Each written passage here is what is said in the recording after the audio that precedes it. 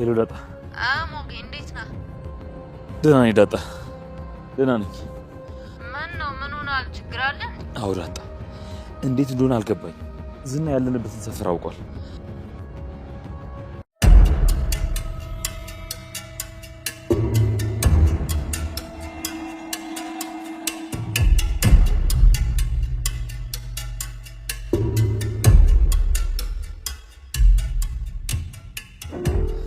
አዎ ዳጣ፣ እንዴት እንደሆነ አላውቅም። ምንም አልገባኝም።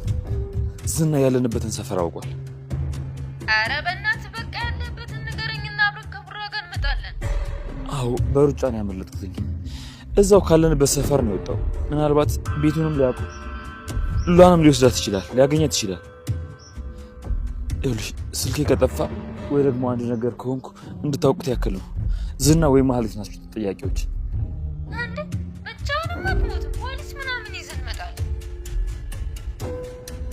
ፖሊስ እንደታሰቡ ፖሊስ ነገሩን ካወቀ ሉላን አሳልፈው ለዝና ነው የሚሰጣት። ህጋዊ ሚስቱ መሆኗን አትርሱ እንጂ ማወቅ የለበትም። እሺ እኔ አሁን ወደ ቤት ልሄድ፣ በቃ እደውላለሁ። ሰላም ጤና ይስጥልን፣ እንደምን አላችሁ? ወደ ምሳሌ ድራማ ተከታታዮች፣ ምሳሌ ድራማ ክፍል 68 የሚገራርም ነገሮችን አሳይቶናል። ምሳሌ ድራማ ክፍል 68 እንግዲህ በጣም ተመችቶኛል እኔ በበኩል። እስኪ ምሳሌ ድራማ ክፍል 68 የተመቻችሁ ይህን ቪዲዮ ላይክ እያደረጋችሁ ለድራማው ያላችሁን ፍቅር ግለጹ። ውድ ቤተሰቦች ምሳሌ ክፍል 68 እንግዲህ በጣም የሞገስ ጀግንነት ጥግ ያየንበት ክፍል ነበረ። ሞገስ እንግዲህ በጣም ጀግና ሆኗል። አሁን እንደዚህ መቀጠል ነው ያለበት እላችኋለሁ። ውድ ቤተሰቦች እስኪ ስለ ሞገስ አንዳንድ ነገሮችን የተሰማችሁን ነገር ሀሳብ አስተያየታችሁን ኮመንት ሴክሽን ላይ አስቀምጡልኝ። ውድ ቤተሰቦች ሞገስ እንግዲህ ያልተቻለም ሉናን ላለማጣት ስል ምንም ነገር ከማድረግ ወደኋላ አይልም። ከዝና ጋር እንግዲህ ግብ ፈጥሯል። በዚህም እንግዲህ ሞገስ ዝናን በጣም አስፈራርቶም ነበር። ግን ቢሆንም ዝና በጣም ቆርጦ ስለተነሳ እየፈራ አይደለም። ዝና እንግዲህ በጣም ወስኖ ነው የተነሳውና ከዚህ በኋላ እንግዲህ ምን ይፈጠር ይሆን በጣም አሳሳቢ ነው። ከ68 ላይ እንግዲህ በጣም ዝና ድፍረትና ጭካኔ በተሞላ መልክ ነው የተነሳ ነው። እንግዲህ ሉናን ማጣት አይፈልግም ዝና። እንግዲህ እሷ ባትወደውም እበን ሉናን በጣም ነው የሚወዳትና እንግዲህ ሉናን ማጣት አይፈልግም። ይሄ ዝና እንግዲህ ሉናን ለማግኘት ስል ምን እንደሚያደርግ እንግዲህ አይታወቅም። በጣም አሳሳቢ ነገር ነው የሚሆነው። ውድ ቤተሰቦች ሞገስም ቢሆን እንግዲህ ሉላን ማጣት አይፈልግም እና ለሉላ ስል ሞገስም እንግዲህ ወደኋላ የምል አይመስለኝም። ውድ ቤተሰቦች እስኪ በተሰማችሁ ነገር ምን ትላላችሁ? ስለ ሞገስም ስለ ዝና በኩልም ያላችሁን ሀሳብ አስተያየታችሁን ኮመንት ሴክሽን ላይ አስቀምጡልኝ። ውድ ቤተሰቦች ሌላኛው የምናነሳው ነገር እንግዲህ መሀሌት ነገር ነው። መሀሌት እንግዲህ አሁን እያራመደች ያለችው እንግዲህ በጣም ምንም ደስ አላለኝም። እኔ በበኩሌ ግን ማለት እየሄደች ያለችው መንገድ ምንም አልተመቸኝም። ምክንያቱም ዝና እንግዲህ በጣም ጨካኝ ነው። ያሰበውን ነገር ያቀደውን ነገር ከማድረግ ምንም ወደኋላ አይልም። እሷ ግን አሁን እያሰበች ያለች ትንሽ ፍቅር ምናምን ነገር ከዝና ጋር ለመጫወት ትፈልጋለች። ግን እሷ ጣጣ ውስጥ እንዳትገባ ነው ስጋቴ። መጀመሪያም ታይቶላታል። እፍራታ እንግዲህ ታውቁባታል ምናምን ነገር እየመከረችው ነበረች። ግን እሷ እየሰማች አይደለችም። እፍራታን ምንም እየሰማች አይደለችም። ግን አንዳንድ እኔ በዚህ ድራማ ላይ ስለ በእፍራታና በማህሌት ላይ እንግዲህ በእነሱ ውስጥ እንግዲህ ትንሽ ያሳሰበኝ ነገር ብኖር እንግዲህ እፍራታ ጉዳይ ነው። እስካሁን ያልገባኝ ነገር ካለ የእፍራታ ጉዳይ ነው። እስኪ ስለ የእፍራታን ምስጢር የተረዳችሁት ከዚህ ድራማ ውስጥ እፍራታ እየሆነች ያለችውን እሷን ሙዳን የተረዳችሁት ካለች እስኪ ሀሳባችሁን ኮመንት ላይ አስቀምጡልኝ። እኔ በበኩሌ ላይ ግን እፍራታ ለሞገስ እየሰራች ሳትሆን አትቀርም ምል ሀሳብ አለኝ። ምክንያቱም ከድሮ ጀመራ እንግዲህ ብዙ ነገሮችን የምታቅዳቸው ነገሮች እንግዲህ የምታወጣቸው አሁንም ቢሆን እንግዲህ ሞገስ እንድትሞት ምናምን ነገር አትፈልግም። አንዳንድ ጊዜ ሞገስ የሚያመልጠው እንግዲህ በእሷ እርዳታ ይመስለኛል።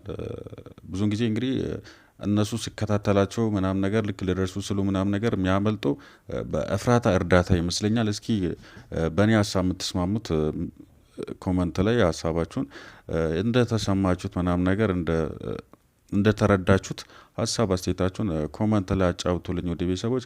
ሌላኛው እንግዲህ በጣም የሚገርመውና በጣም ከ68 ውስጥ ያየነው የሚገርም መሳጩ ፓርት ብኖር እንግዲህ የብሩክና የቅድስት ነገር ነው። ቅድስት እንግዲህ በጣም ትወዳለች ምናምን ነገር ግን ትሽኮራመማለች ምናምን ነገር ፍቅሯን አውጥታ ለመግለጽ እንግዲህ ፈርታ ይሁን አውቃም ይሁን አይታወቅም፣ ብቻ ግን የፈራች ትመስላለች።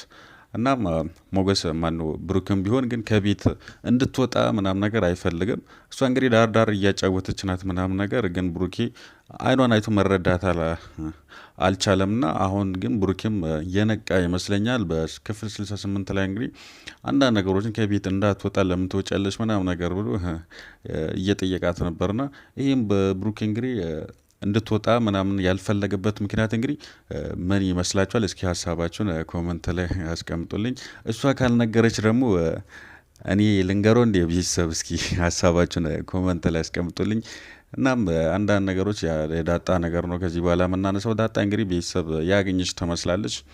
ዳጣም እንግዲህ ከዚህ በኋላ ከቤት ቤተሰቦቿን ካገኘች ምናምን ነገር ከቤት ምትወጣ ይመስለኛል። በበኩሌ እኔ ሀሳቤ ማለት እንደዛ ይሰማኛል። እስኪ እናንተስ ምን ትላላችሁ?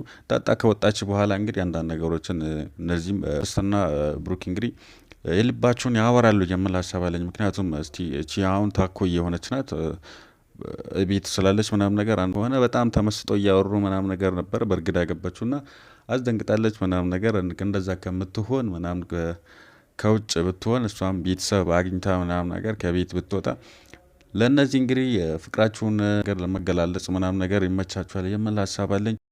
የሞገስ ነገር እንግዲህ በጣም ያሳስባል፣ ያሳዝነኛል። አንድ በኩል እንግዲህ ዝናን ሽጉጥ ይዟል፣ አንደኛ ሽጉጥ ይዟል ምናምን ነገር ራሱን መከላከል ይችል ነበር። ግን ያልተኮሰበት ምክንያት እንግዲህ መታሰር አይፈልግም ማለት እሱ ከታሰረ እንግዲህ ሉላ አደጋ ውስጥ በእርግጠኝነት አደጋ ውስጥ ትገባለች። እሱም ደግሞ መታሰር እሱን ገሎ ምናምን ነገር መታሰር አልፈለግም። ሉላንም ለማጣት ስላልፈለገ ነው እንግዲህ እየቻለ ሮጦና ይህን እንግዲህ ዝናም ቢሆን መረዳት አለበት። እኔ በበኩሌ ዝና በቃ መተው ነው ያለበት። እነሱም ቢሆን የራሳቸውን ህይወት እንዲኖሩ ምናምን ነገር መተው ነው ያለበት ዝና ማለት ነው። ከዚህ በኋላ ዝናም እንግዲህ የራሱን ህይወት መስርቶ አንደኛ በግድ ምናምን ነገር እንዴት ከኔ ጋር ካልሆንሽ ከዛ በኋላ በቃ እሱም የራሱ ህይወት ብኖር በሰላም ምናምን ነገር ብኖር ነው የሚሻለው የሚል ሀሳብ አለኝ። ምክንያቱም ዝና አሁንም እንደ ድሮ በድሮ ህይወት እንደ ድሮ መኖር ነው የሚፈልገው። በዚህ ዘመን እንግዲህ እንደዛ አይቻልም። ህግ ባለበት ሀገር ላይ እንግዲህ እንደዚህ መሆን አንዳንድ አስታይነው ድራማ ነው፣ ግን ድራማ ቢሆንም እንደዚህ አይነት ሰዎች እንግዲህ አሁንም ቢሆን በሪል ላይፍ ላይም ቢሆን ይኖራሉ የሚል ሀሳብ ስላለኝ ነው እንደዚህ ያልኩትና ዝናም ከዚህ ነገር መቆጠብ ነው ያለበት፣ እንደዚህ መሆን የለበትም። እንግዲህ ሌላው እንግዲህ የምናነሳው ማህሌት ነው። የማህሌት ነገር ነው። ማህሌት እንግዲህ የሆነ ህፃን አስተሳሰብ ነው ያላትና እንደዚህ ዝናም አንደኛው እንግዲህ ቀጥሯት ነው የሚያሰራት መረጃዎቹን ምናምን ነገር እያመጣች ነው ለዝና የምታቀብሉና ዝናም እንግዲህ ጥሩ ነገር እየሰራ አይደለም፣ ሰውን ለማጥፋት ነው እየተሳተፈች ያለችው እና እችም እንግዲህ ማህሌትንም አደጋ ውስጥ እንዳይከት ምናምን ስጋቴ ነው። ምክንያቱም ዝና የምፈልገው ነገር ካገኘ በኋላ እሷን እንግዲህ አላቅልሽም ብላትም ምናምን ነገር ምንም ማስረጃ ስለሌላት እሷም እንግዲህ ማይሆን ነገር ውስጥ ከምትገባ አርፋ ብትቀመጥ ባይነኝና እስኪ ስለ ማህሌትም የተሰማችሁን ነገር ምክር የሚሆን አንዳንድ ነገሮች እንዴት ይሁን ምናምን ነገር የምትሉት ካለ ሀሳባችሁን ኮመንት ላይ አጫውቱልኝ ውድ ቤተሰቦች። ቀጣዩ ክፍል እንግዲህ በጣም በጣም በጣም መሳጭ ነው የሚሆነው። ይሄ እንግዲህ ምን ያደርግ ዝና እንግዲህ ሲያሯሩጥ ነበር ድራማው ያለቀውና መጨረሻ ላይ ያገኝ ይሁን ወይስ ያመልጣል?